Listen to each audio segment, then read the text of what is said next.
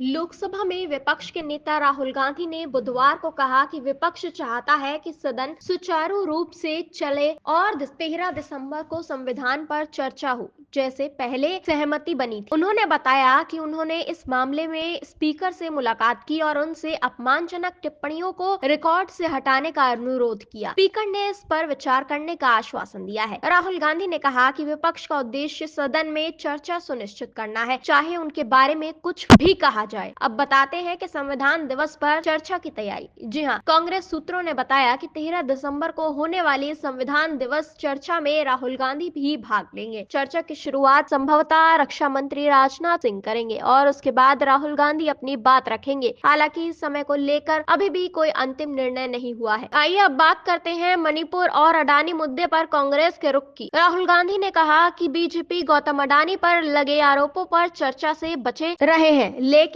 विपक्ष इस मुद्दे को छोड़ेगा नहीं। उन्होंने यह भी कहा कि भले ही बीजेपी विपक्ष पर आरोप लगाए, लेकिन सदन की कार्यवाही बाधित नहीं होनी चाहिए। इसी बीच कांग्रेस सांसद गौरव गोगोई ने मणिपुर की स्थिति पर सवाल उठाए। उन्होंने कहा कि मणिपुर के हालात गंभीर हैं, बुनियादी सेवाएं लगभग समाप्त हो चुकी हैं और आम लोग मुश्किल में हैं। गोगोई ने पूछा कि प्रधानमंत्री नरेंद्र मोदी मणिपुर का दौरा कब करेंगे और गृह मंत्री अमित शाह सदन को वहां के हालात और उठाए गए कदमों की जानकारी कब देंगे। उन्होंने आरोप लगाया कि बीजेपी अपनी विफलताओं को छिपाने के लिए जॉर्ज सोरस का मुद्दा उठाना चाह रही है। सरकार की ओर से वाणिज्य मंत्री पीयूष गोयल ने कहा कि मणिपुर की स्थिति पर जरूरी कदम उठाए जा रहे हैं। उन्होंने विपक्ष पर आरोप लगाते हुए कहा कि कांग्रेस और बाहरी ताकतों के बीच मिलीभगत से देश को नुकसान पहुंचाया जा रहा है। उन्होंने कांग्रेस और जॉर्ज सोरस के बीच करीबी संबंधों का भी आरोप लगाया है। आइए बताते हैं आपको राज्यसभा में आश्वासन प्रस्ताव पर टकराव की बात। राज्यसभा में सभापति जगदीप के खिलाफ विपक्ष के